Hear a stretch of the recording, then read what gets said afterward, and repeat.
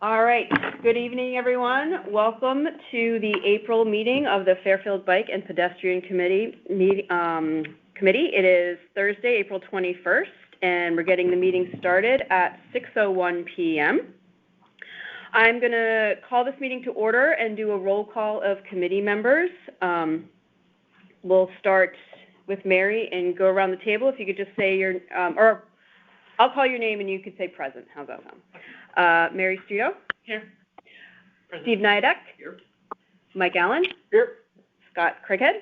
Here, taking minutes. Sarah Roy here. And Tom, are you on the phone yet? How do you spell your last name? It's actually Taiwanese. Not here yet. Okay, we'll see if Tom joins us in a little bit. So we need to do a vote on the March minutes, and I want to say thank you so much to Mike Allen. It's not a fun job, but I'm not good at it. Well, you did a great job. You did a great job. Can I get a motion to approve the March minutes as presented? Motion to approve? Mike did the motion to approve the March minutes as presented. Could I get a second? I'll second. Scott will second. Okay, all in favor of approving the minutes? Aye. Aye. Motion passes. I abstained. Oh, you abstained. I was not at the meeting, so I... Okay. Tom, are you on the phone? Not here. Okay. Hello? Somebody is. Yeah, I'm gonna mute.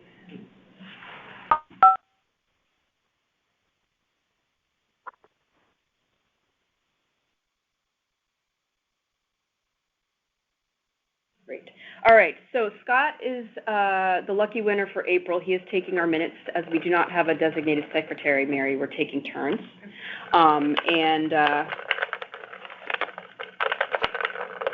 So Who's next? I promise if you have already had a turn, you will we'll draw again. Here, Mega, we'll make you the bad guy. Would you pick a name, please? Okay. So Mary. Yeah. Mary, all right.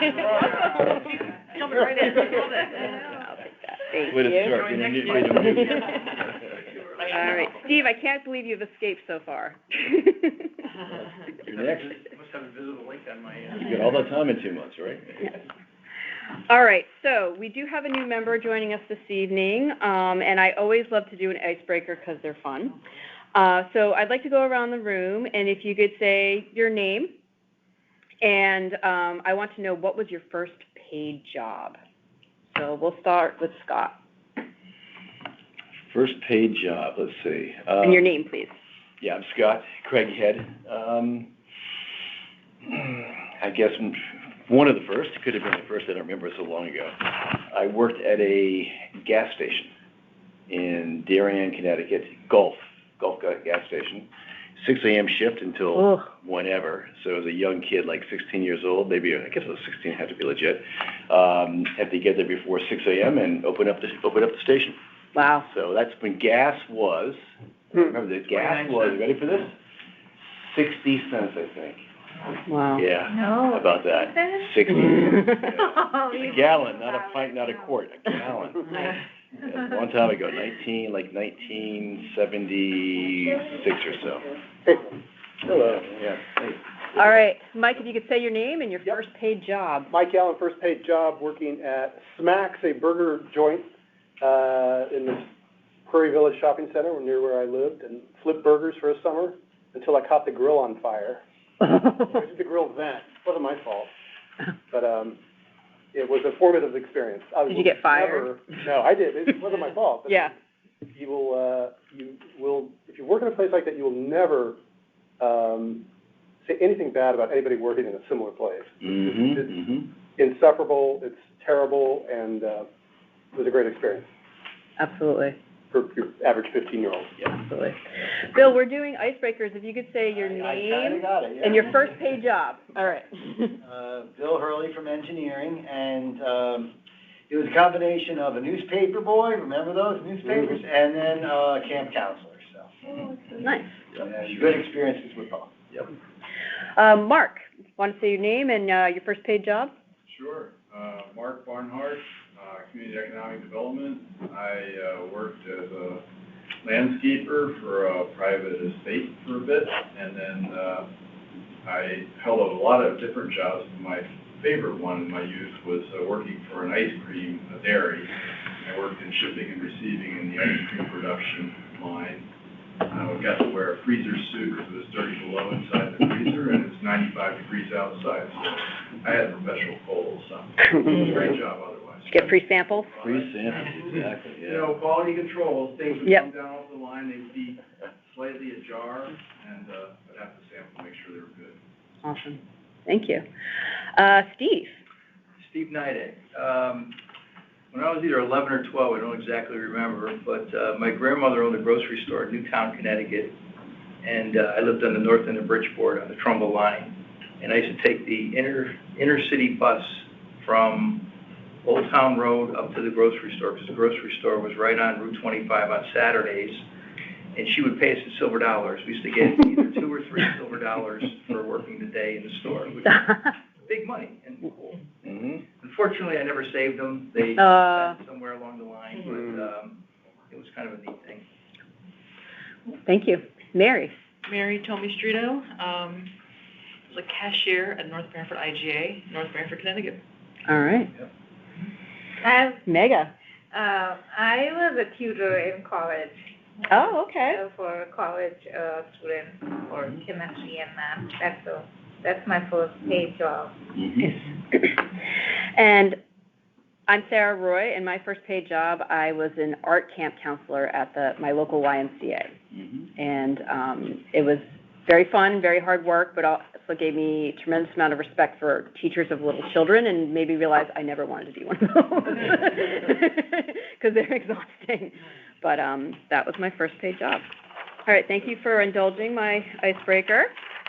Okay, so we're going to move right into Town of Fairfield updates. And earlier this week, Mark asked if he could be added to the agenda because he would like to share some scooter updates with us. Mark, do you want to come closer to the speakers? Sure. Great. I'll just, or you stand, whatever you want to do. You can sit, stand. You want to come here? So this Monday, the Board of Selectmen considered and authorized a shared scooter program with Bird. It's a pilot initiative, a 12-month pilot. So we'll have an opportunity to evaluate public demand and interest in the program, as well as identify any operational issues that we need to be concerned with going forward. There isn't any cost to the town. We simply provided an authorization for Bird to operate within the town. It's a dockless system, so pretty much you can take it, very flexible. You can take it from point A to point B. This is really ideally suited for short trips around town where you don't want to get in the car unnecessarily. So the advantage of Bird is they work with communities of all sizes, and so they're able to deploy and manage fleets of 50, as low as 50 scooters, which is our initial deployment here. They have also a local fleet manager that's responsible for servicing, charging the scooters on a daily basis, then repositioning them to areas where they're most in demand, so it'll take a little bit of time to shake itself out. But we also can identify the service area, and these are GPS-enabled scooters, so if they should try to depart the service area, they'll just stop working. Oh, nice. There's also an option to provide for a slow speed environment within that service area, so if we want to restrict the speed even further, then I think they go 20 or 15 miles per hour is the top. But if we want to make it lower than that, we can do that. So we've identified the police department as our initial point of contact with the fleet manager. My assumption is if there are going to be issues or concerns, they're going to happen at all different times and weekends, and so the police department's probably going to get those calls. So we thought that might be the best, but I'm sure Bill and the engineering department and Planning and zoning, my office will be involved. So I'm kind of making the rounds. I do appreciate, I came to this committee several months back, didn't have the foresight to ask for some letter of support, but Sarah was gracious enough to provide a personal recommendation for the system, and which I appreciate. So I'm going to the Parks and Rec and the Fairfield Parking Authority as well, because I figure, again, based on where I anticipate the demand to be, likely from train station to maybe the beaches or parks, probably predominantly the downtown, maybe to the university as well. So again, we'll work closely with all of you, and if there are any issues, let me know, or questions. Just because I'm taking notes, I want to make sure this is accurate. So the Board of Selectmen discussed it this week? Yep. Okay, no vote though? They discussed it and voted to authorize And voted. it, and we've actually entered into a memorandum of understanding or an operating agreement as of today. Awesome. First Selectwoman signed, as did Bird, and I believe we don't have an official date for the rollout, but we're targeting the end of May, like the third week in May. So before Memorial Day, which will give us a good period of time, to evaluate the system. That's exciting. Age limit on this? 18, right. 18 and over. I mean, 18 and over. one of the things you have to do is you have to download the app, and then you have to indicate or verify your age. You have to obviously put in a payment method. These Bird charges $1 per ride. There is a modest cost share to the town, 20 cents per ride, which comes back to us. And then they charge a 49 cent per minute fee. So the average cost of a scooter ride typically is $6 to $8, which equates to about a 10 to 15 minute ride, which is exactly what we're targeting, kind of short rides. It's not like riding around all day and things. So it'd be very expensive to do that. So we'll give it a whirl. That's kind of what we're targeting here. Cool. Yes. You can operate them mostly on the roads and sidewalks? They have to operate on the road. Yeah, there is a regulatory scheme. I talked to the police chief, and the police chief actually provided a letter. So they are regulated like bicycles, electric bikes, electric trikes, all those types of things. So they came online, I guess in 2019, they amended the statutory language. So they are supposed to operate on the road. I'm sure we'll see people operating them, just like bikes on sidewalks where they shouldn't. But, we'll just have to be mindful of that. Where we lived in New Hampshire, the rule about sidewalks was children under the age of 13 could ride on the sidewalk. Does that apply here, or is it just no one can? I don't know, but Okay. According to Bird, you have to be 18 in order to Yeah, ride a scooter. that's So, true. I mean, there are people riding scooters right now, and I'm from the looks of them, they don't look 18 to me. Sure. So it's possible that you might have kids under that age. They range from 8 to 15 miles per hour. Yeah, you've got some personal experience with that? My niece and nephew had them, and when you start doing about 15, it gets a little scary until you get used to it. Okay. But, that having asset, I'll take your word perfect for spot for it. And these are the stand-up ones, right? These are the stand-up ones. Lightweight or Yep. Belgian lightweight. They weigh less than 75 pounds. Oh, okay. And then the other question is, if they happen to be successful, do you know, does Bird do renting bikes? Because as you know, we've had many attempts to have a share the bike program. But if they happen to be working here, maybe that's I think they do have a something. bike component. I think scooters have kind of been taken over Right, electric bikes and bike sharing, except in larger cities. So maybe on the smaller fleets, they haven't found the demand to be that much, but we can check into that. Yeah, sure. The agreement does allow for it to be extended. If the program is successful, there's sufficient demand, everyone's happy, at least the majority of people are happy. What is the term, Mark, of the program? It's a 1-year program. 1 year. Subject to a renewal. What's the start date, Mark?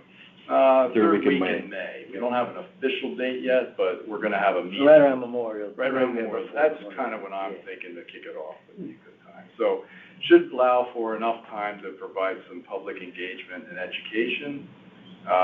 And Bird is big on safety training, so there is I think when you download the app, you have to go through a quick tutorial on safety. I'm sure most people just try to run through that as quickly as possible, but they do try to get the message out in terms of wearing a helmet, Yep. safe operation of the scooters, and where they're supposed to be.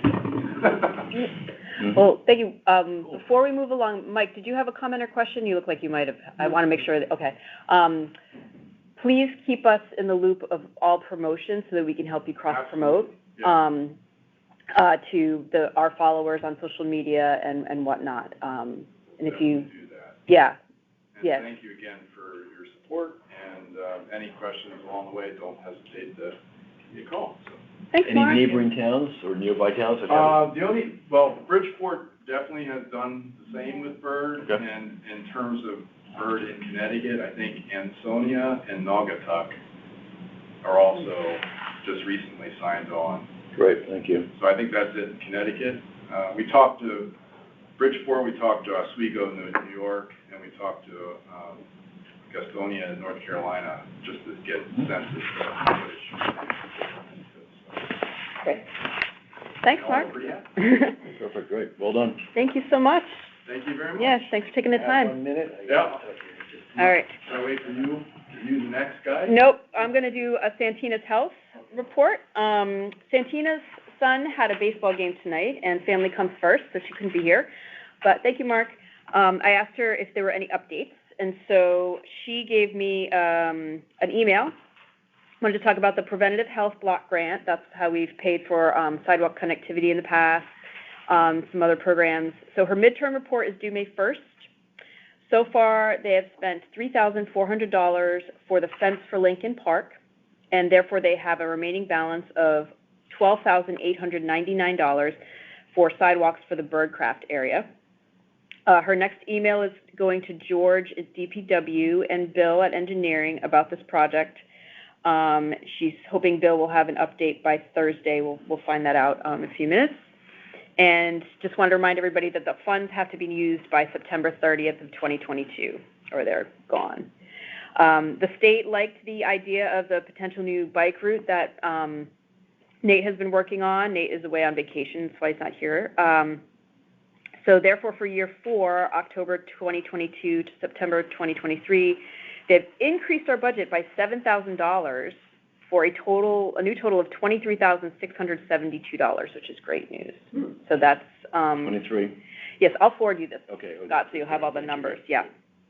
So that's really exciting, and I look forward to talking to Santina about ways we can use it. Yeah. Could you repeat the part about the sidewalk by Birdcraft? Sure. So they have a remaining balance of $12,899 for the Birdcraft area.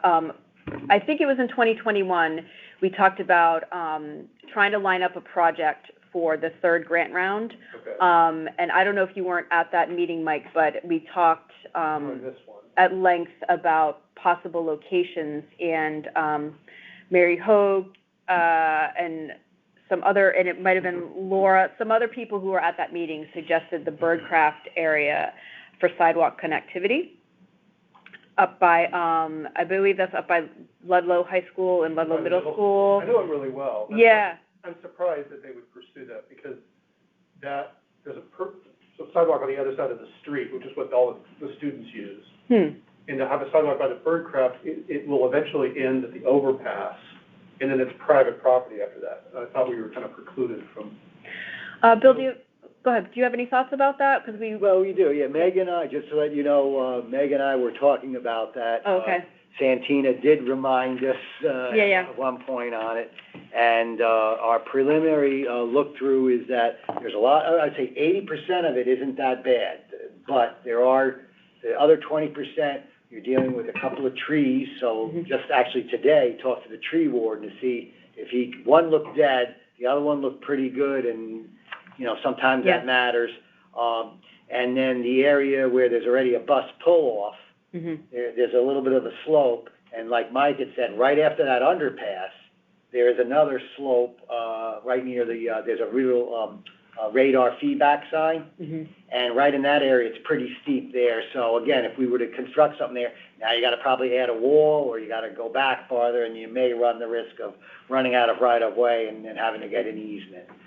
So I'd put it in, if there's another area to look at, by all means, we can look at that. If this is the only area, we can probably get it done, but Okay. like Mike had said, there is a sidewalk there, and so I hinted to Santina that, we can go forward with it, but in the same token, if there was another one or a more desirable one, I didn't have a problem, and I think Mega will agree. Yes. Didn't have a problem of pushing it to the side. Yeah. And technically, as we said, it's a right-of-way issue because I think it's mostly like 4 feet of sidewalk we can accommodate without, it's not, we can go further. If we have to go further, we are hitting a very steep slope and the retaining wall, then we have to look into those factors.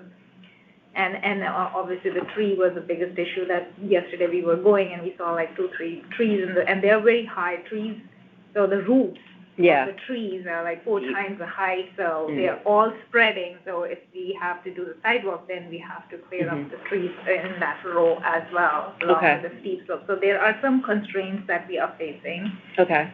So that's an issue that will come along and looks like we can do, but it turned out to be in a very big scope.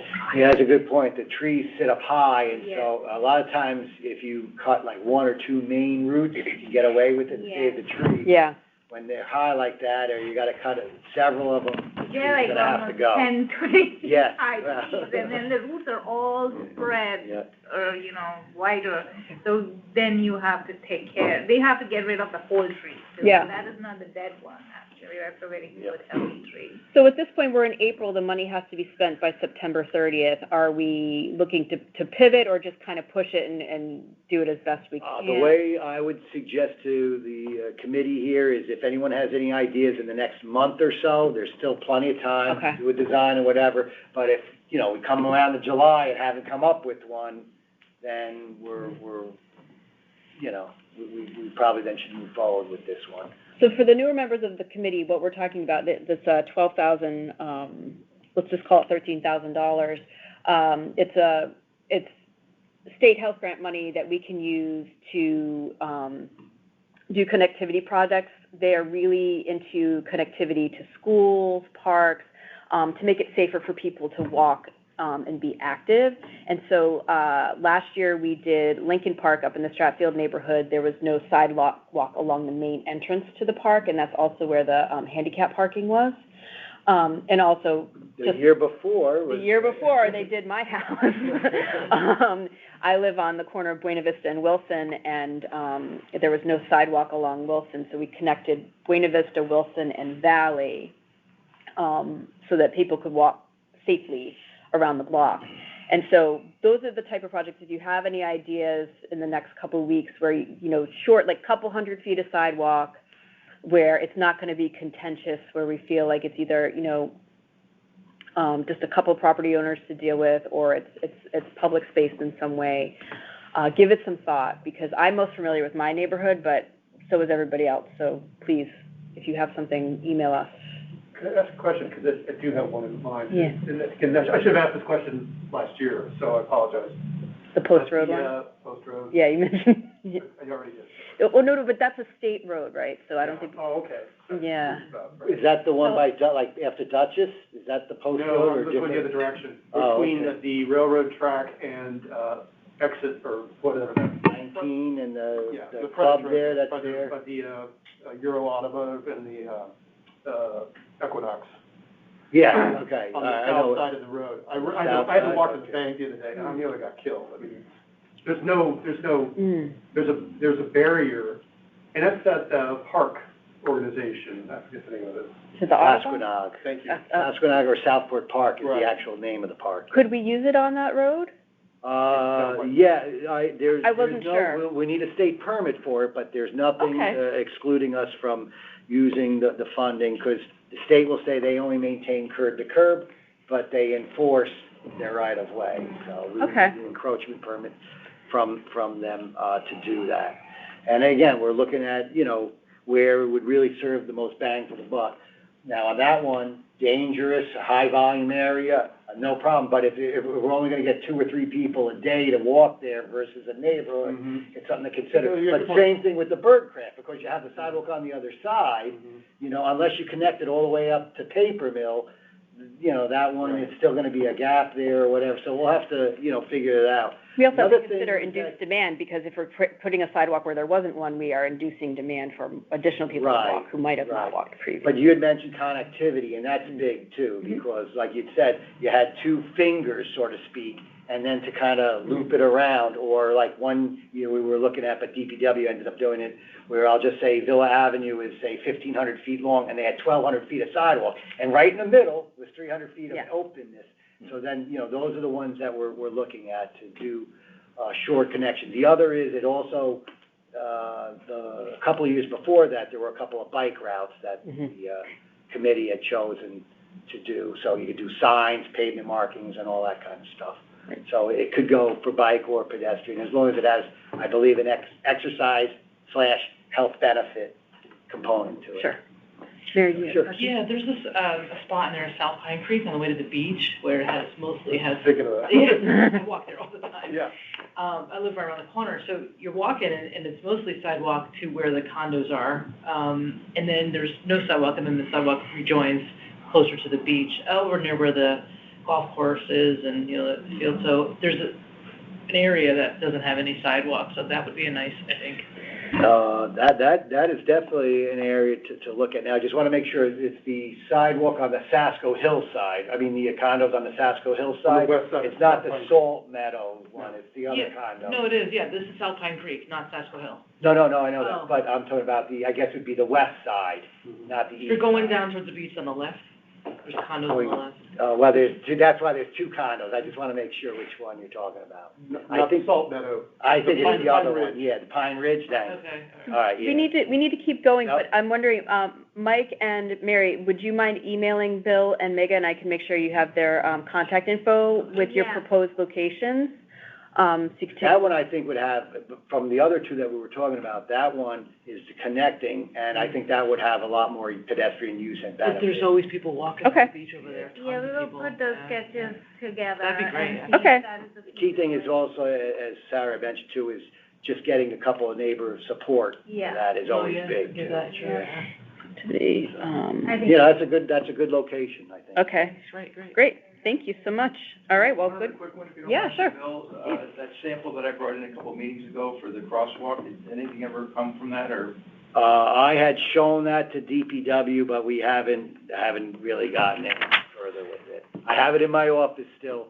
I can refresh it or whatever, but I have to admit, the day that you brought it, I think the next day there was a meeting, I kind of showed it to them, and there was still a Are couple they of the ultimate concerns. deciders on that?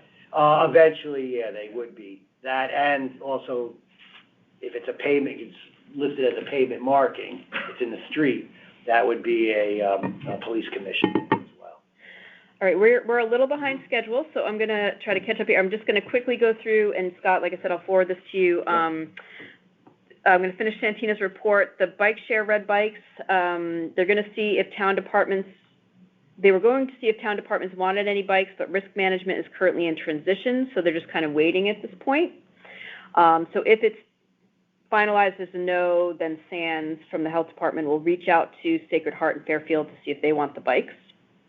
Helmet safety, she was at a recent Board of Health meeting, and one of the members expressed the need to put out messaging regarding helmet safety. So she's going to try to put some messaging out through the season on their social media, and she's wondering if we had any great sources of messaging that we could forward on to her. Steve and Mike, I don't know, with being the Events and Education Working Group, if you have any ideas, I can give you, I think you already have Santina's email, but I can certainly forward that along if you need it.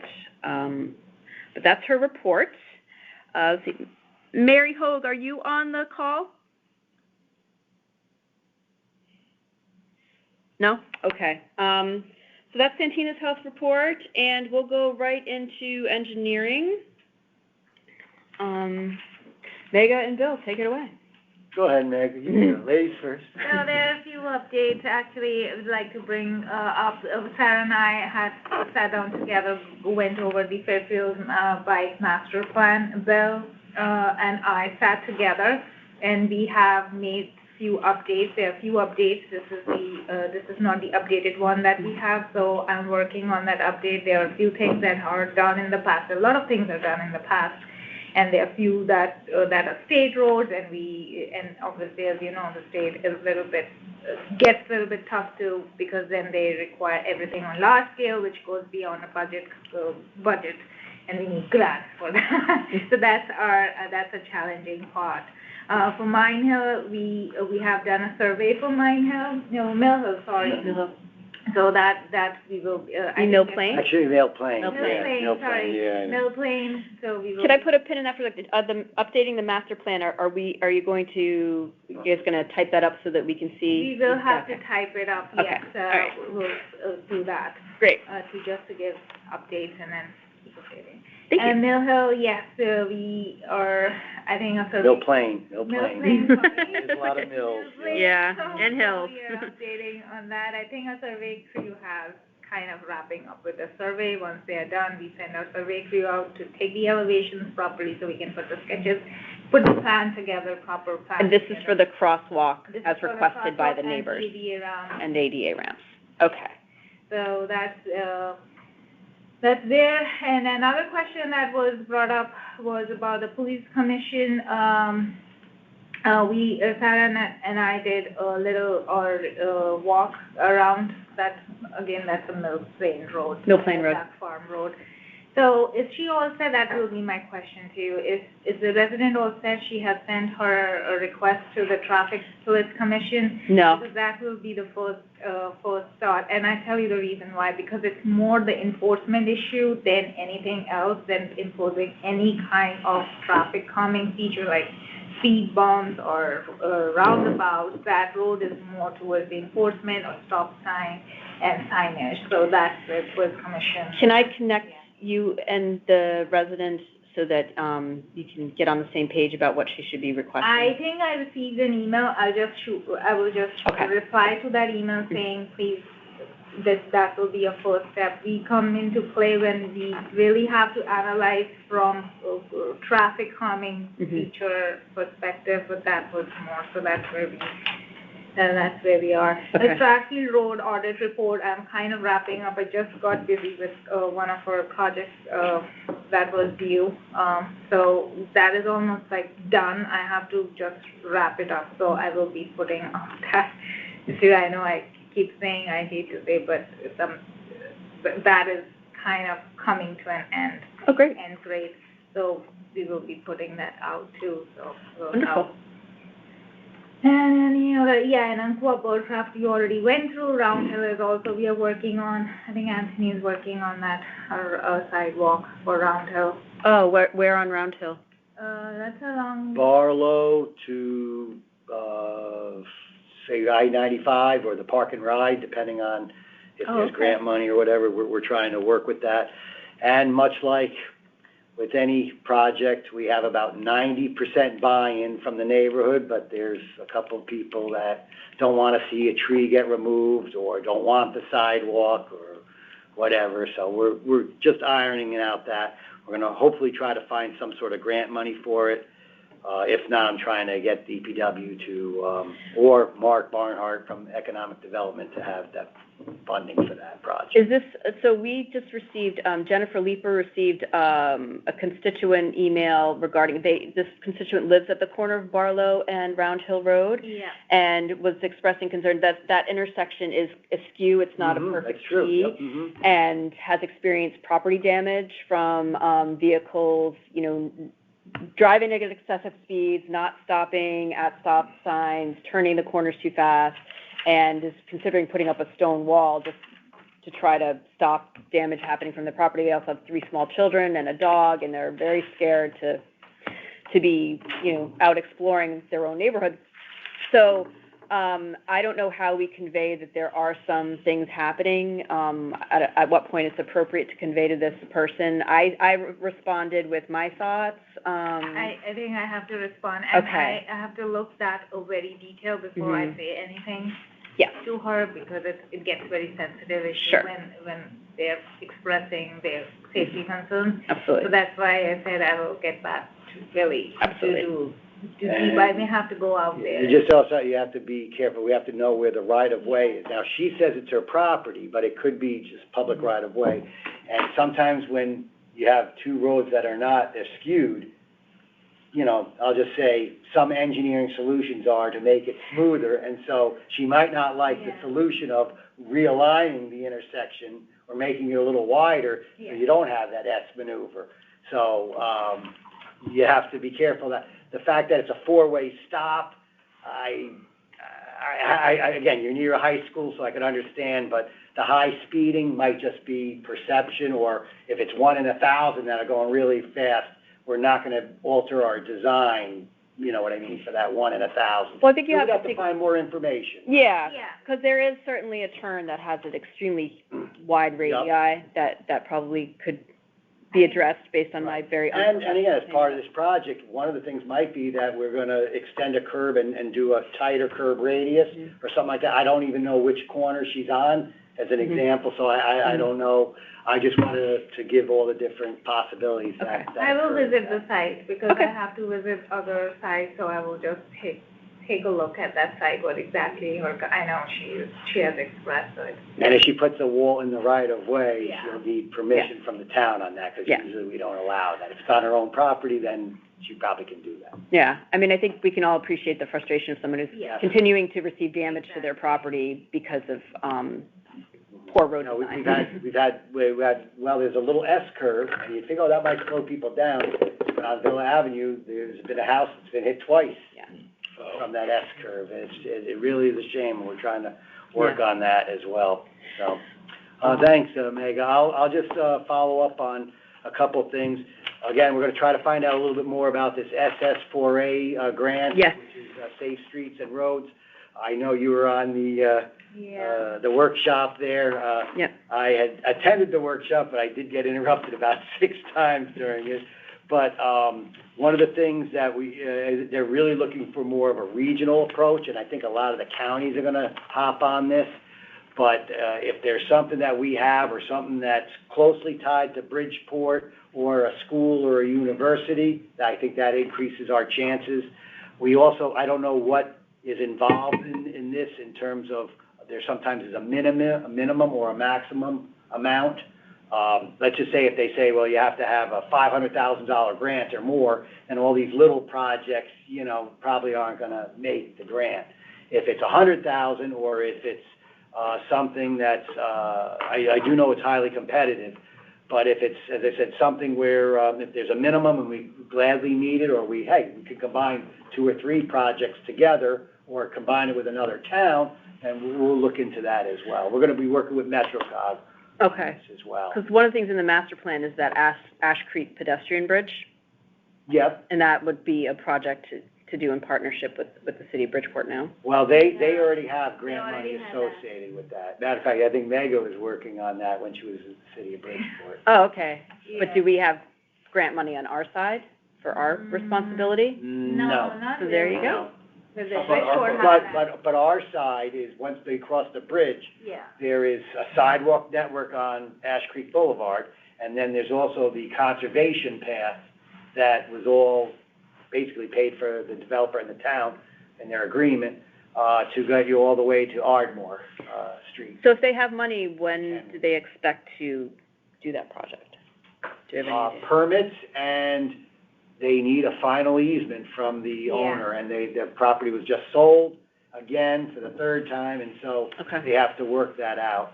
I believe, though, if they're looking at more apartments and housing complex, that this might be more advantageous for them to have paths and pedestrian modes, so I'm hoping that they get that permission.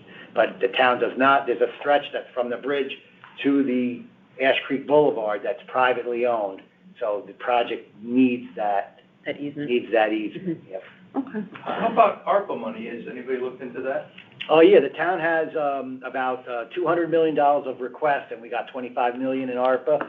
And so the first select woman and the boards of finance, I know for sure, I don't know about the other boards, I think they all had a vote on what the amount of money was used for. For ARPA, there's $3 million of paving that's associated with ARPA, and out of that 3 million, there's $500,000 that's earmarked, they say for sidewalks, mainly sidewalk repairs, but I'm trying to get 1 or 2 sidewalks or those connectivity, sections included in that. But there are some sidewalks that are in really bad shape that we're also trying to get with that money. The other thing I just wanted to mention, and I think I saw it in an email, is there was the Bloomberg grant or something like that. I have to admit, I know nothing about it. If any information that you come across, by all means, share with us. But the whole concept of painting, a lot of times we have a wide intersection, and sometimes you can do, an asphalt or concrete curb and narrow it down. We did that at Melville. Those who've been here a long time, at Fairfield Woods and Melville, there was a huge, almost like the Churchill one, a huge ramp, basically, that right near a school, where you go down the hill and you can, almost like do a racetrack and make the turn. Well, we tightened the radius there and added grass and then did the sidewalk connection there. And that's something that you could do, but it gets expensive. It's more of a hardscape. Then the other idea, though, is if we painted white paint, or you could maybe do some artist work, where you can maybe on a wide intersection, still meeting the MUTCD, where you have your white shoulder lines, but anything after that is supposedly either shoulder or off the road. We might be able to do some decorative painting, or kind of like pedestrian awareness, or if there's only a couple of them in town, I was thinking of just off the top of my head, a pilot program of 4, because they do need police commission approval and maybe even town approval. But when you're driving by and all of a sudden you see colors and what it looks like kids' drawings or whatever, hopefully that would bring driver awareness that this is an area that has children. The reason I've been pushing for this is that, if you're not familiar, Bloomberg Philanthropies does grant programs where they fund doing this asphalt art, and you've seen it. If you've been to New York, I know Bridgeport has some projects. But a report has recently come out that demonstrates that it does reduce traffic fatalities in areas where they do these types of painted bump outs. It's a low cost, quick way to reduce crossings for pedestrians and create a little more driver awareness that kind of disrupts the mode of just like go. That article that you sent around today, which was very, very cool, but the underpasses that were painted, they look really beautiful and everything, but I could see that being a negative, like, wow, that's really nice, seriously. I mean, I like, when it's laying on the street, that's fine. But if you have this beautiful thing and you're driving, it's like, wow, look at that. I just see it almost like is the opposite effect for that particular one, the underpass one. It was beautiful. I thought it looked great. Yeah, if it's a little too ornamental, but it's like, I can understand that. Wow, that's neat. But if you did it just with a simple design, if you did it with a simple design, you can get the best of both worlds. Maybe you only do it the first time, and then when you drive by every time, you don't Instead notice of show signage, just which kills the purpose anyway. I would like to add one thing. I have heard mixed reviews on maintenance of these paintings. Mm-hmm. That some say, hey, this washes out, and then you have to paint it, on some yearly basis. Some people say, so I'm hearing kind of a mixed reviews on maintenance, and that concerns me, because our DPW department doesn't want to hear the complaints that, hey, the paint washed out into the catch basin or something came out. So that I haven't heard very well from anybody, from definite answer on maintenance. I can connect you to Lots of Fishes in New Haven. Do you know them? No. They're doing a whole bunch of asphalt art, and they found a paint that's more durable. And what we saw in the New Britain webinar that you, me, and Tom Keene attended is sometimes you can do these asphalt art projects as a pilot to see, would doing more hardscape treatments be effective in this this area. It's kind of testing it out without having to spend a lot of money. Yeah. So it could be, it's a pilot. It's a testing. And then when the paint starts to wear out, do we say, well, let's pursue a hardscape treatment? Like, I spoke to Sam Boulder because he did it in Bridgeport, and he said that they did it in the phases, just to test it, so they will just do the outer part of striping first, and they will test how the traffic is, and then they will go on to the second phase, and they will fill this up, and the third phase. So this is how I think you were saying, like, they will test it in 3-4 phases. However, he told me that it does washes out, the paint does washes out, that kind of really discouraged me a little bit. It does find its way in the catch basin? Yeah, so that's what he said. A little bit of maintenance issue. He was not very confident in that. Thanks, I was unaware of that. So I'll connect you with lots of fishes, because they're doing stuff in New Hey, Haven. Bill, how about the false, I'll call it the false esplanade at Fairfield Beach and Roland that they put in there? It looked like sand. I personally thought it was very effective, because even though it was flat, you kind of had a tendency to like slow down and go around it.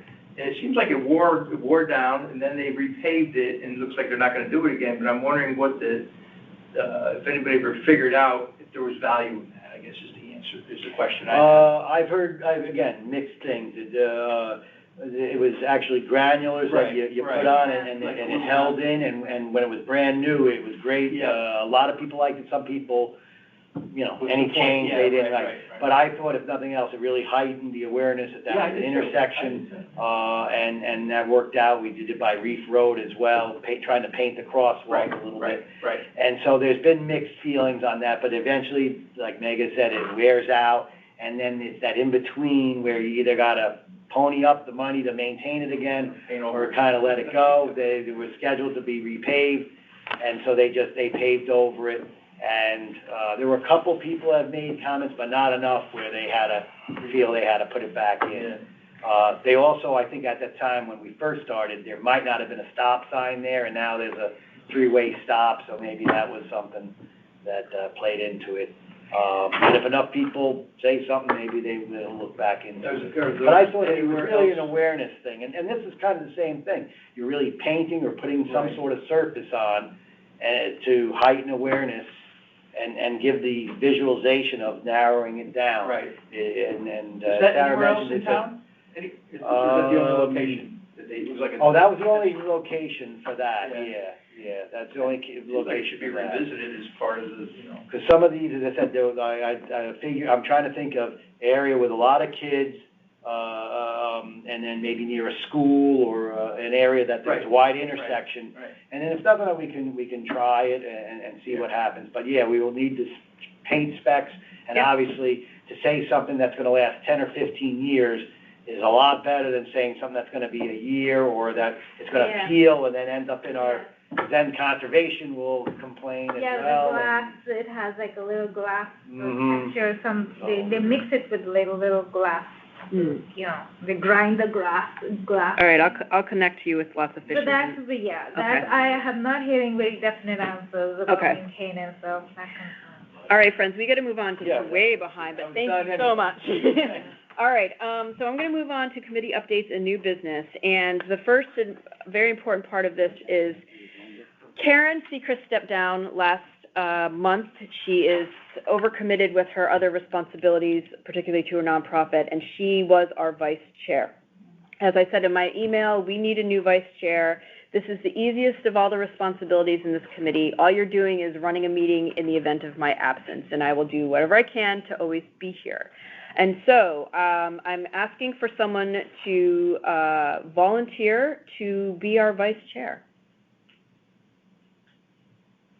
Nice. Can we put the names in the book?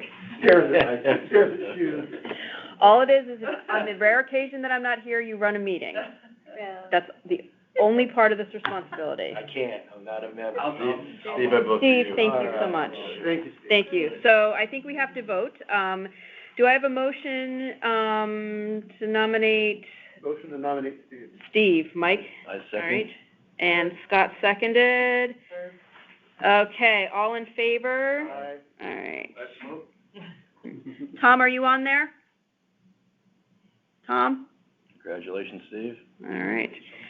Unanimous. Okay, congratulations, you are the vice chair. You'll probably never have to do it, but How long is my term in office? we elect officers every December, so could only be a few months. But the pension is awesome. Yeah.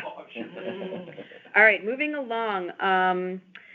The Greenfield Hill Bike Route and Master Plan update. Infrastructure and Design Working Group is myself, Scott, and Nate. Nate couldn't be here, he's on vacation. Nate did not supply me with any bike route updates. I don't know where it is, if Mega or Bill have any idea where it is in the police commission process. I know we submitted a survey form. Yeah, matter of fact, I just talked to the chief today. They will put it on the agenda for the next month, which I guess would be May. Okay. May's agenda. What group, I'm sorry, is it? Police Commission. Thank you. Police Commission. So, they usually go on a survey on Wednesday. Yeah. At the end, so it may be for the May survey and June agenda. Okay, I have to double check, I don't know which one. It is slightly possible if they have it on the survey for, that'd be this Wednesday coming up. And, so what, 6 days away?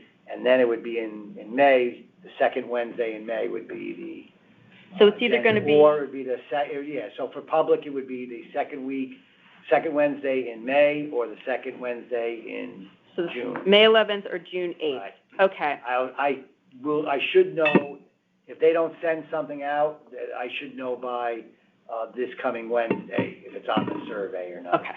Now, on that, let me just, also preface that by, in the past, the bike routes, did require some, additional information.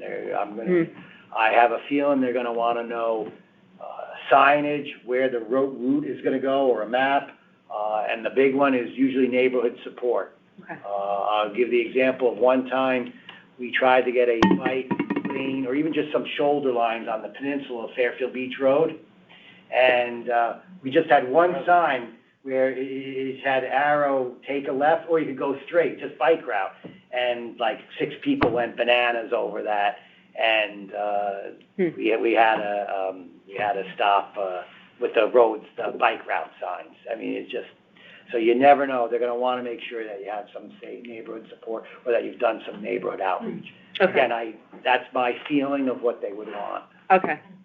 All right, well, we'll circle back with Nate when he gets back on that, as that's his base. And if not, it would be for informational, and then you can say, all right, maybe they'll probably table it if you don't have enough information, or they don't vote on it, and then you come back with that information. Okay.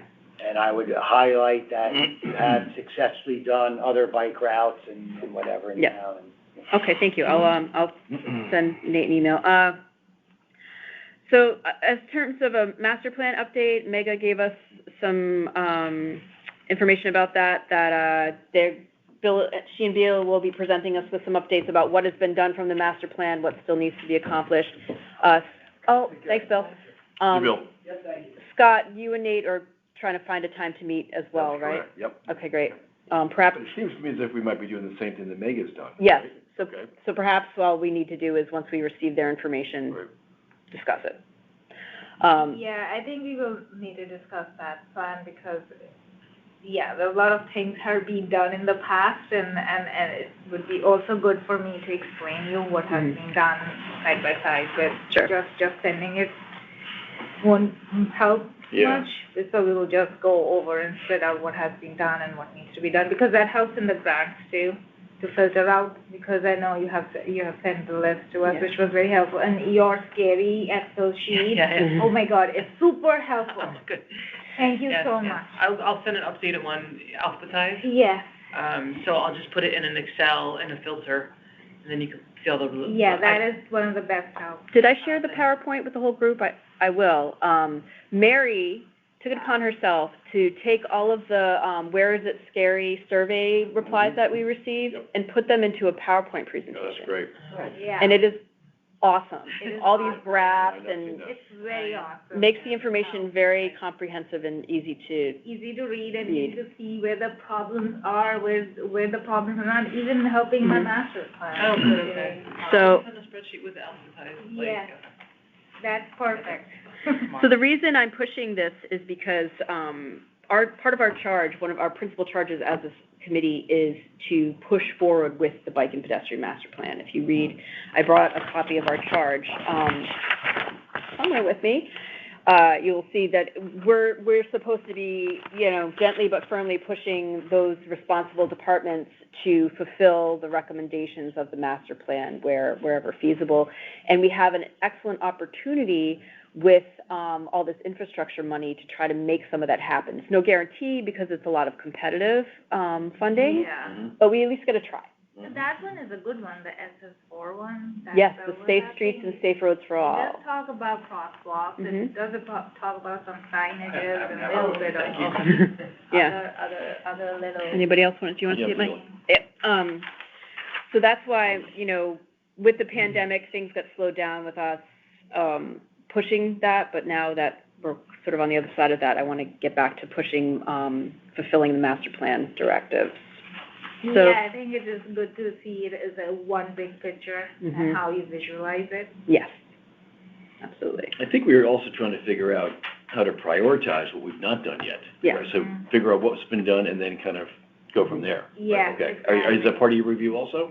Yes, that Okay. is part of the review. We Okay. just want to know an overall picture where Yep. things are missing and where things needs to be, Mm-hmm. which are done and how successful we have been. Okay. Megan, do you think that you could, you and Bill would have that information available for our May meeting and we could all discuss it? Or June, May or June? Let's put for June. June? I'll try Okay. to do it in May, but I will, just to be on safe side. Okay. put it June, Sure. like, busy with our projects. Okay, I won't promise. okay.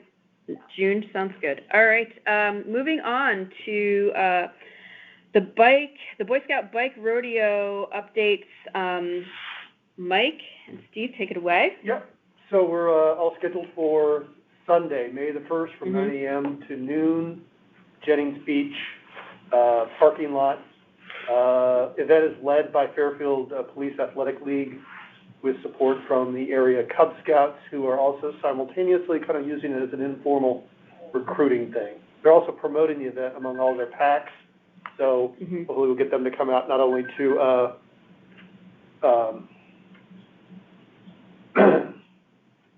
promote it among the packs, and also is among the, all the grade schools in the area, frankly, all schools, middle schools as well.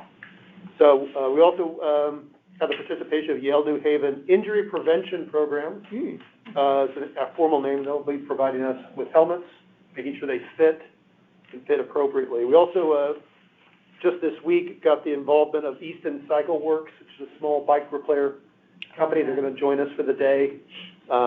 He just started this company about a year and a half ago, and young, upcoming entrepreneur, and I think a good egg, and he'll be a good... Easton Bike Works? Easton Cycleworks. We also have support from the library, Mary Co. Oh, good. And they wanted if they could have some sort of presence. This is things wide open. If anybody wants to come out, throw out a table, start handing out literature, you're more than welcome to join and be a part of it. This is all like-minded people, Also had heard from somebody today, you had forwarded Chaz Foster. Yes. From something called the Sound Cyclist Bicycle Club. I know about them. Oh, you do? Yep. Okay. And he is a certified league cycling instructor, whatever that is. But that sounds very official and sounds appropriate. And so I was going to the same invitation I sent to Mary Co., which was, you want to come down and be a part of it. I actually put the question to Evan Caseman, our Police Athletic League contact, saying, do we need help? Because they were offering to put volunteers to help with the event. I'm not sure if we need volunteers to help with the event. I think that's Police Athletic League's function. But I put the question to him. So either way, even if they say they don't need the help, I'll go ahead and invite them to be a part of the event and, again, meet other like-minded people. I issued a press release 2 weeks ago. I was meant to do it today, but I'm going to re-release that release with the updated information tomorrow. We also had, Santina had some items, some basic tchotchkes and whatnot to be handed out. So we'll make that part of the event as well. Yes, I was hoping to incorporate that into our table. I don't know if anyone had a chance to take a look at the survey I put together specifically for this event, and I'm hoping for other events where we ask people their biking experiences. in the town. Tom gave me some good feedback about that, make it a little more clear, some of my questions. Anybody else have a chance or? Yeah, I think there was a lot of images that were similar, I think. Yeah. So the aerial shots, but they were good. There was a lot. I cut down, I cut down on some of the aerials. Take a look at the survey. If you need me to resend it, I can resend it. It's asking people their bike experiences and also, what they like and dislike in terms of bike infrastructure. Just generally, it's not about any specific project. It's just, take a look at these aerial shots of, bike routes, bike lanes, like all those different things. That helps actually Yeah. a lot, because then you can design keeping those things in mind. Yeah. Designers. Did I share it with you?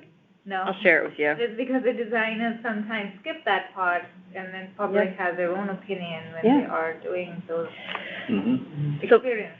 So my thought was, in exchange for, and we can do it as a QR code, and so they can do the Google form online. In exchange for taking this brief 2-minute survey, you get a tchotchke. Mm-hmm. We've got a Facebook page, don't we? We do. We're gonna promote it on there too? Mm-hmm. The event? Very good, yep. Yep, it's on there. The graphic you sent, that was terrific, Thank you so much. and I've been sharing that with other people, again. Thank you. Yeah, Anybody who expresses any interest that we've ever had any contact with, they're getting a copy of the release along with that graphic. Thank you. Yeah, Easton Cycleworks shared it today. Okay. If you have social media, please like and share the things that we're putting out there to promote the bike rodeo. If you don't, I'm envious of you. I wish I didn't have social media. Awesome. Was there anything else? Is there anything else? I got a real basic question. Yes. I think Mary and I are the first two scheduled to be there. Thank you, yes. Okay, who's gonna, what about the setup? Do we have a table? Do we have a banner? I have a table, I have a banner. You have all that stuff. And if you have not, I can come earlier Yeah, to help I set it up. yeah, me too. I if can you, come at 8:30 if that Yeah, works, whatever, me too. whatever. I was gonna get there about 8:30, Yeah, 8:30? set up the table. So you and- have all the paraphernalia, Mhm. let's say. Okay, all right. If you have not filled out the Sign Up Genius yet, asking you to devote just like an hour and 15 minutes, please do. This is for Sunday, May 1st, between 9 and 12. I can resend that as well. Just asking for you for an hour and 15 minutes of your time, yeah. You said you have a table, and then, what else do you have in terms of signage? Just want to make sure we got there. I have a table, we have a tablecloth that has our logo on it. Oh, We have a whole bunch of, you can hang them on hang them on bikes, the bike route cards. hangers, yeah, mm-hmm. We have, info sheets about, the Complete Streets policy. I'm gonna get from Santina, she's got the light up wristbands for pedestrians, and, I think there's like a reflector you can put on your bike, like a reflector tag. I'm gonna get those, and, then I'll have the QR codes. We'll print those out for the survey. And I'll see, Laura gave me a box of stuff. I think that's it. Yeah. Bring it, We'll bring it. Yeah, that's what it's for. All right. So, moving on, the Relationships and Policy Working Group had its first meeting, and that group consists of Mary, Tom Keene, Richard was on it, but I'm gonna put a pin in his name and talk about that later. And I was on it before Mary joined, so I joined their first meeting. We met like 3 weeks ago now, it was a while ago, and talked about ways, Mary, I'll let you take it away. What did we talk about? Just to get more sort of community involvement, I thought the recommendation would be to reach out to the universities to see if they can help us to promote like bike lanes, different bike access, give the kids, the students, easier routes to town rather than, relying on a bus or cars. So that was my recommendation, but also how else we can, get other people involved in the community, in the committee. And Tom suggested, Tom actually took it upon himself to invite the RTM to the bike rodeo, which is excellent. Get them to know, what we're trying to do as a community to increase bike safety. And we talked about in this meeting also inviting is it Jill Vergara? Is that the RTM Yes. majority leader? And, Or she was, I don't know if she's anymore. whoever her Republican, counterpart would be, or however they can do it, in an appropriate manner to come to one of our meetings, so we can talk about, what we've been doing and how we can, increase communication with them and make sure that, we can get them on board and supporting our efforts and aware of what we're doing. So that's sort of what we talked about at our meeting. Also, to that end, a road safety advocate from Bridgeport reached out to our committee a couple weeks ago, and I'm going to be meeting with him at 7 a.m. on Tuesday, May 3rd, if anyone would like to join me. I wish it wasn't a Tuesday. Yeah, his name is John. He's got a long last name. Harborview race. John DeRock Mannix. He's from road safety from Bridgeport? He's just a concerned citizen. Oh. But wanting to know, how can we be working more together with Bridgeport since we share a town line? Great idea. I So, don't know with Bridge. if any, I'm willing to have coffee with him. We're meeting at Harborview if anybody wants to come. That will be like a uphill battle. Yeah, well, you should. Mary, Mega used to work for. I worked with Bridgeport for 6 years and went out Bridgeport. Well, they work for us, right? They work for the people who live for there. bike So. connectivity. I have been on actually I was in this consultant review for this whole for the updates for the manuals for traffic calming complete streets. So I know what challenges Bridgeport face. Yeah. A lot of challenges that is uphill battle completely. Yeah, well, if I have the time, I'm always happy to talk to somebody, and if anybody really wants to get up early on May 3rd, they're welcome to join me. We're going to Harborview. We'll take your comments and your notes. And we'll see what he has to say. So I think that's it for now. Moving on to committee name charge revision discussion. So Steve has brought up in past meetings that our name makes no reference to safety, and our charge also is lacking the word. And so, Steve, would you want to talk? I believe you had a conversation with Jennifer. I reached out to Jennifer Carpenter, and she said, I said, hi, at the February meeting, I asked the question where safety could be inserted, and as this is what it's really all about, I was referred to you, staking Fairfield Bicycle and Pedestrian Safety Committee, your thoughts. She says the committee would have to vote to request this name change anywhere it appears in your charge, which is the one-page document there. And then this request would be put on an upcoming Board of Selectmen agenda for approval, which I would think is somewhat rubber stamped, but I could. So, go ahead. Yeah, there was, I forgot who made the comment last time about the logo. Nate. Huh? Nate did. Nate, okay. I love the logo. I forget the lettering for now, okay?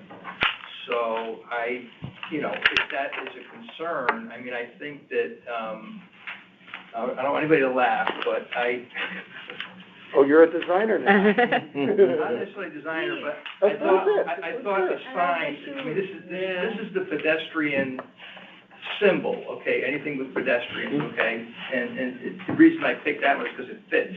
It kind of fits. And then I also had this one, which is the yield sign. This is my first shot at it.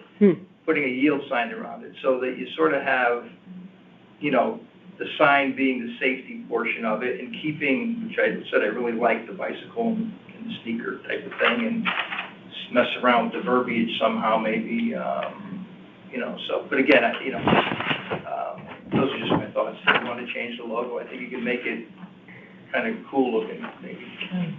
Not me, though. You need a graphic. I don't know who designed this, but somebody that has a talent for that could probably. I'm sure there's a record of it There was somewhere. a real designer involved, yeah. Yeah.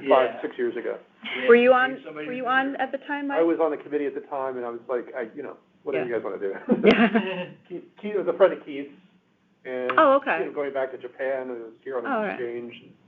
Okay. Anyway, one note about this, I was on the phone with a lawyer for 3 hours today, so that'll work to defeat everybody's self-worth. But if we insert the word safety into the name of the group, does that create some sort of liability? Are we trying, do you know what I'm saying? Nate brought that up in a past conversation. He said, he was coming from more the standpoint of, safety is somewhat relative, and what he, as an avid cyclist, considers safe, his behavior or the road conditions might not be the same as what someone else considers safe. And so, it's at this point we're just at a discussion point. Do we want safety in our name? I think I'm open to all possibilities. Where my concern is there's no mention of safety in this charge. Mm-hmm. Well, you'd have to change the charge. And so the charge, that's... I think even if we didn't change the name, I think the charge should be changed to reference that, to me, the main functionality of this committee is to improve safety. Yes. That's why we're here. Yes. So even if it's a matter of, even if the name doesn't change, I think the charge needs to change because, well, that's just before, but when I was looking into this position here for volunteering, I pulled this up and I mentioned it to Sarah in an email. I said, I find it interesting, maybe on the phone call we had, I found it interesting that the word safety isn't in there. It doesn't appear once in the charge, and that to me was a gross oversight. So, the name change, I think, I'd like to see that because I think it makes sense. If that doesn't make sense for some reason, at the very least, I think the charge should be revised to either add or they'll definitely add something specifically related to using the word safety and something else related to safety. Yeah. Maybe more than just a word, maybe some type of blurb to, Yeah, I think Mike highlight that. Mike brought up an interesting point, and I'm the daughter of a lawyer, and I was like, I didn't even think about the liability in the name. We build like a crosswalk or paint a sidewalk somewhere, and all of a sudden some kid gets hit, and we're on the list of people getting sued. But how would it be different if the word safety was in it, though? I don't get, Is there an implication of expertise on our body? I don't disagree with it. I run safety committees at work, but That's that's a good example. that's what I do for a living, Okay. Oh, then I defer. It's not. I'll defer to you. If you Yeah. have a committee at work, you're not liable. I mean, Right. if somebody reports a workers' comp or, the Right. electrical cord or something, whatever, and somebody does trip on it, you're not responsible for that. Yeah, maybe it's a question for I was going to say a question for Keith. Keith. Yeah, because he might have an institutional knowledge about Okay. How about the what town this attorney? debated before. We have I hate to burn lawyer hours, but WTCD. ultimately, yeah. My concern more is so our committee charges the town of Fairfield recognizes the need to encourage walking and biking for transportation, recreation, exercise, and quality of life. Walking and biking conserve energy, improve air quality, reduce traffic and the need for parking, improve health and fitness, and invigorate the local economy through increased access to local businesses and greater potential for tourism. These community-wide benefits will be achieved through institutional planning, enforcement, education, and infrastructure actions. That is all true, but I think it's missing, there's an elephant in the room with this that's not being addressed, which is that we have problematic road design that is creating, collisions, traffic violence, people not feeling safe and comfortable to walk, ride their bike, or cross the street in certain areas. And so, if that weren't the case, we wouldn't be here, right? Is part of, I think that something is missing in this, which needs to address that there is an actual danger here, that people have died or gotten hurt. And it just because we're not talking about it here doesn't mean it's not happening, because it is. So we don't have a full body here tonight, so I don't, we're not going to vote on anything because we're missing some people. But something like the committee will work to suggest change and pilot promote change and pilot programs to the town with the intent of improving the safety of roads. Well, I think what we're doing is we're talking about revising the charge, or potentially revising the charge. Right. Maybe we should have a discussion about doing that, which Yeah. might include safety and maybe something else. Yeah. Okay, but I think as opposed to narrowing it down just to add the word safety, which is fine. Yeah, no, I'm in my mind. But I I want to was look at it looking from a we need to add it holistic to the standpoint, charge, to too. make sure it's current with what we want to Yeah. do as a committee. Yeah. Yeah, and maybe we should have, Steve, you want to take that on, or we want to kind of nurture that? To have somebody kind of take charge and maybe present it to the committee next time. Oh, adding the verbiage? Yeah, and looking at the charge, see if it represents what we as a committee, feel represents what we want to achieve. Mm-hmm. And if it doesn't, then what enhancements might be appropriate, and bring it up to the committee to vote on that. And then I would imagine, Steve, I don't know if this came up in your conversation with Jennifer, that because this was approved by the Board of Select people, a revision would have to be approved by them as well. Right. Yeah, okay. Absolutely. Yeah, Okay. so, I mean, The revision is to here, yeah. yeah, It appears, which all she said was if you want to change the name, you change it wherever it appears on here. okay. I mean, I think safety is an important word, and comfort too. Like, a lot of the articles I read talk about the safety and comfort of all users, making sure that anybody from a small child to someone who's elderly or someone with a disability feels safe and comfortable outside of a vehicle when they're using or inside when they're using our streets. So, and I just feel like that's missing from this. I mean, I could certainly, come up with a sentence. I think I'd ask anybody else to just come up with like a one sentence to address Okay. safety, something like I Can you do that? just stated. Mhm. Well, I could certainly do it, but I Yeah. don't want to take. I can do it too. Okay. Anybody else wants to take a stab? And then we could, go over a few of them and maybe tweak one and agree on one and have it added in here in the appropriate spot. Okay. Yeah. That works. All right. The next meeting? For the next meeting. And if anybody else wants to throw their hat in the ring with a suggested sentence, please. We By all have means. electronically, right? That is on our webpage, and I can, I have it as a Oh, PDF. Is it a Word document that I could, I can make it a Word document. yeah, okay, if you do that, send it to me, Yep. I could edit right in there, easy. Yeah, I'll make it a Word document. All right, moving on.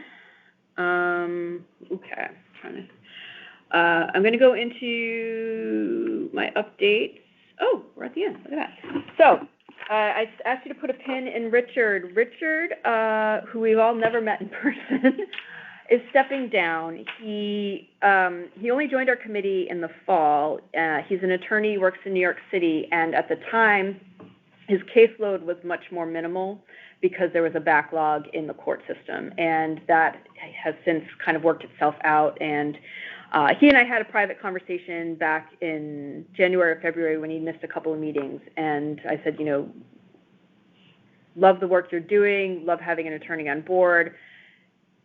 Are you really, truly able to make the minimal commitment? And he said yes, but he's since thought about it, and he couldn't make the meeting tonight, and he realized he's not doing the committee any good because he doesn't have the time.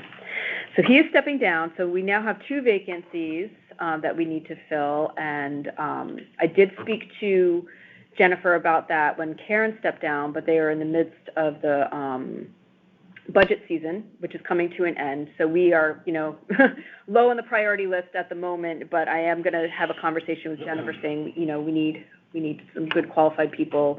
They have plenty of applications, but if you also know of anybody who might be interested, by all means, Hey, I have them just had apply. another thought, the charge, no more than 5 or 7 members. I mean, is the number of people the right people? The point being, do we really need 9 people? I mean, I think it's helpful. I'm just throwing it out there. I mean, I think it's helpful. 7 enough? I mean, I think it's helpful because sometimes somebody's always going to miss for whatever reason. They're on vacation, no, yeah. Yeah, I mean, maybe 9's not, I don't know. The Board of Finance is 6 members, or Board of Selectmen is 3. Oh, really? I've never heard of a 9-person committee, well, I should say Supreme Court. never, Yeah. but in a larger town, I think they Yeah. have a tendency to be larger, but the point being, you wouldn't have to deal with this issue as often, I think, if you had That's a good point. less people, and,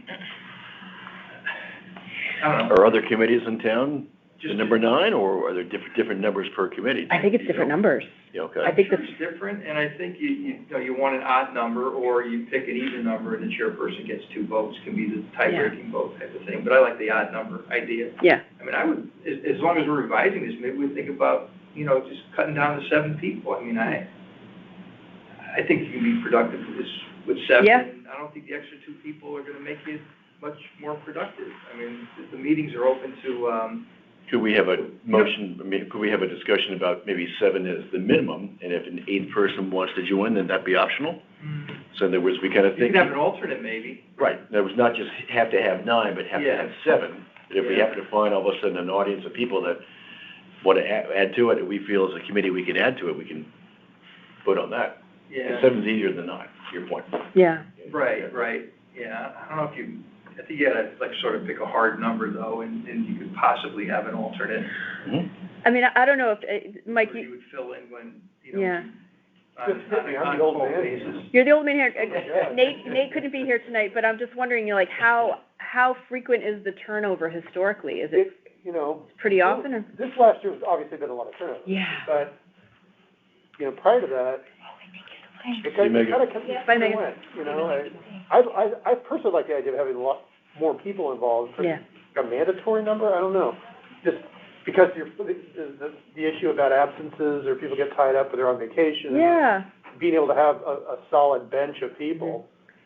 Because we need a quorum of 5 to vote, Right. and, you know, the last couple of months it's been dicey because people have stepped down or been away, so, we have it tonight, we're okay, but, and You know, it, 7, the quorum would go to 4, Right. it's all yeah, relative. Mhm. yeah, You could have, maybe you have two, you know, you have members and you have voting members. So Mhm. voting members are the 7, and anybody else wants to join and help out with stuff, and, yeah, you know, upper house and lower house. yeah, Not to make a pipe pen committee that complicated, but yeah, just an idea. Yeah, and as far as, you know, getting different ideas and stuff from the other 2 people, I mean, I think that, going forward, maybe there's a way we can, somehow make it known that we like public comment. Okay, for example, you know, the meetings that I go to in town, at the beginning of each meeting is a public comment, at the end of each meeting is a public comment where the residents can speak and ask questions. It's more about making comments as opposed to asking questions. Okay, that should be a public comment. But, you know, since I've been to these meetings, there has not been a resident in attendance at these meetings. And if we could, you know, open it up that way somehow, you know, like you're welcome to, you know, somehow get it out there that, you know, the public is welcome at these meetings. And if you have something you would like to discuss that relates to bicycle and pedestrian safety and or other things, feel free to, or you put an email address out there where we take questions from the public or yeah, comments. so I That's the actually. other way to do it too, so. So the Where Is It Scary form asks people if they'd like to be updated periodically about, you know, updates about bike and pedestrian stuff in town, and the vast majority said yes and provided their emails. And I asked a similar question in the bike survey for the bike rodeo, so I plan to start just a free email, MailChimp e-newsletter to those folks, and hopefully build that. I've also been putting an announcement a few days ahead of our meeting on Instagram and Facebook saying, you know, public meeting coming up, public is always welcome. Those are 2 ways. I'm going to try to get the word out. I just haven't had a chance to do the MailChimp, but I'm hoping to do it for the May meeting. Because, yeah, I'd love to have more people. And we do get people do email us at our Gmail account from time to time, and they do reach out through Instagram. I think that's oftentimes how it's easier, given people's schedules, than to come to a meeting. Yeah, well, maybe that should be a standard agenda item then, you know, a public comment, like that's used, in whether it's email or phone calls or anything like that, and we should review them as a group. I mean, that's sure. And that's how you get the input from more than just 9 people. Yeah. Or 7 people. We've got 60,000 people in town or whatever, you know.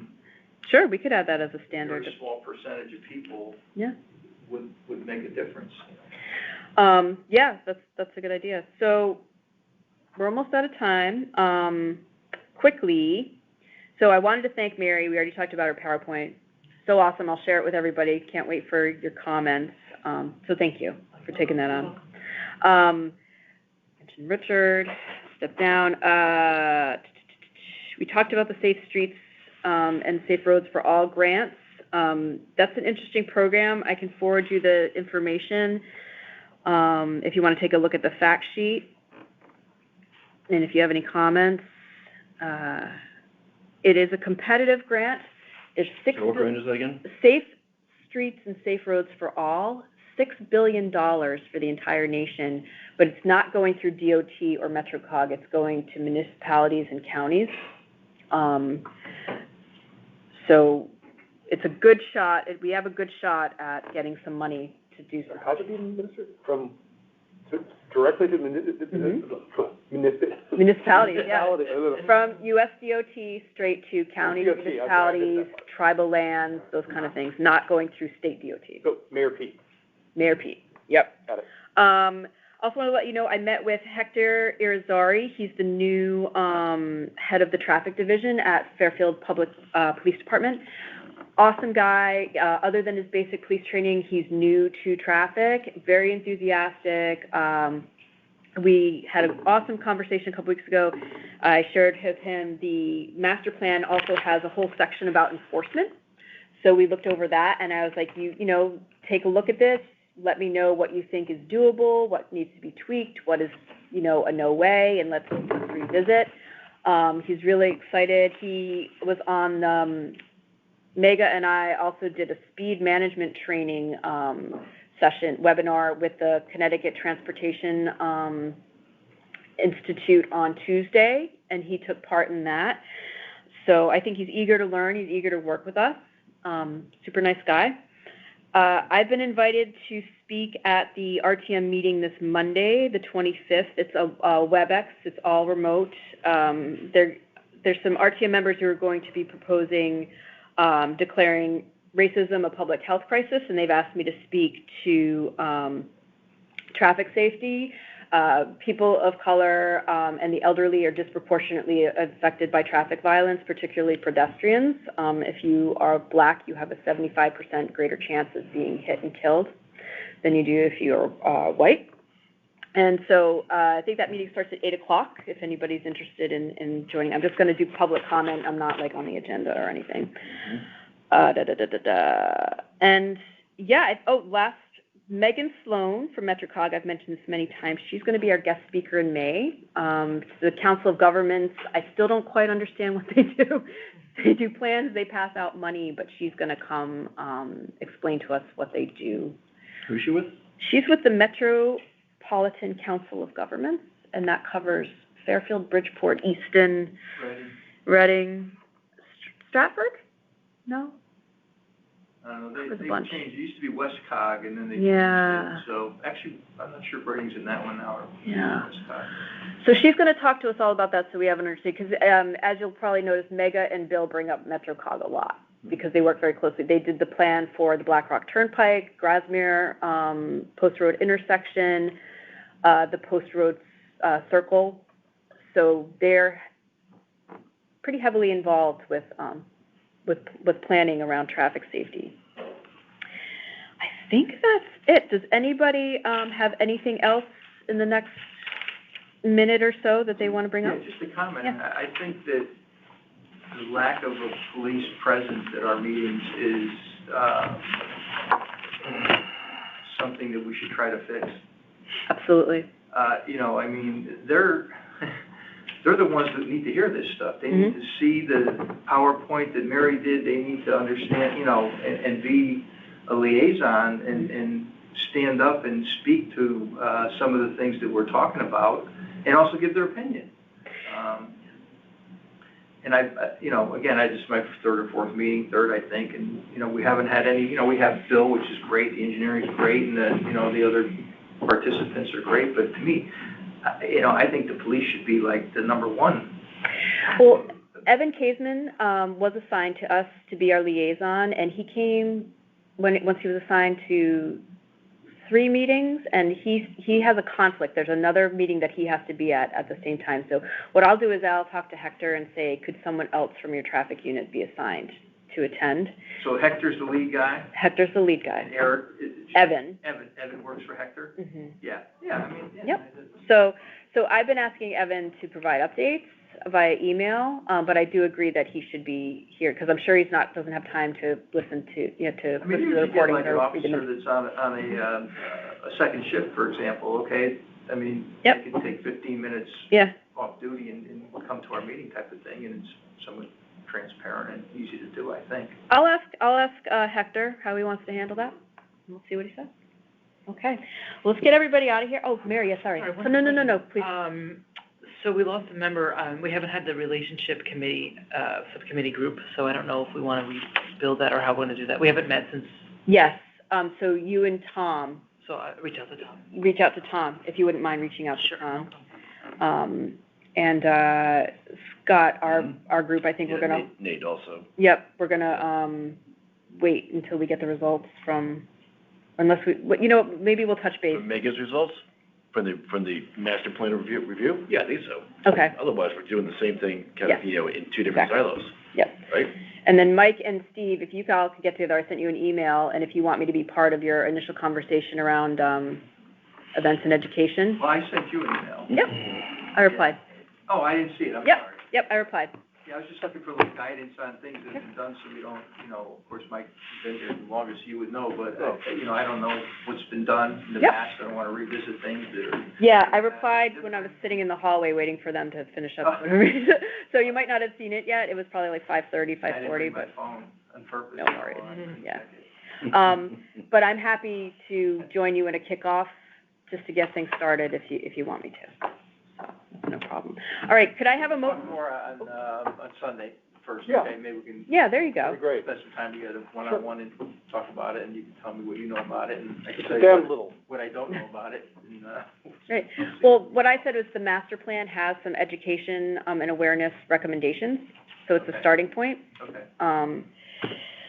Could I have a motion to adjourn? Sure, motion, yep. Second. All right, and so we'll say Three. Mary, and then second was Scott. All in favor? Aye. All right, 7:32.